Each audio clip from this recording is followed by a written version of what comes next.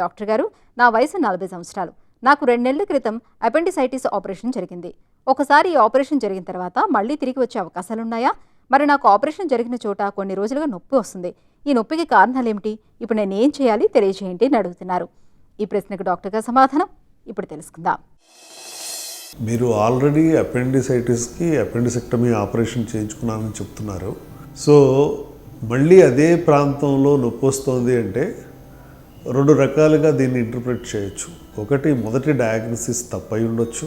అసలు అది యూరిట్రిక్ స్టోన్ వల్ల కూడా అలాంటి నొప్పి రావచ్చు. లేదా ఏదైనా డైవర్టిక్యులం ఉంటే కూడా ఇలాంటి నొప్పి రావచ్చు.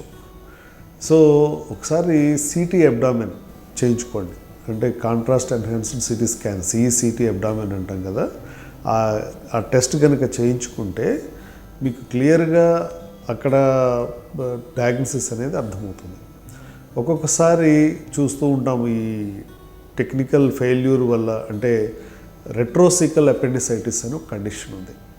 పెద్ద పేగు వెనక భాగంలో కనుక అపెండిక్స్ ఉన్నప్పుడు ఒక్కొక్కసారి కొన్నిసార్లు అది తీయడం కష్టమైతే కనుక సగమే తీసి వదిలేయడం జరుగుతూ ఉంటుంది. అలాంటప్పుడు కూడా ఆ స్టంప్ అపెండిసైటిస్ మళ్ళీ వచ్చేటువంటి అవకాశం ఉంటుంది. అందువల్ల ఒకసారి సిటీ స్కాన్ అనేది తీసుకుంటే క్లియర్గా మనకు అర్థమవుతుంది ఎందుకు వస్తుంది మీకు నొప్పి అనేది. సో దాన్ని బట్టి మనం తగిన సలహా ఇవ్వడానికి అవకాశం ఉంటుంది.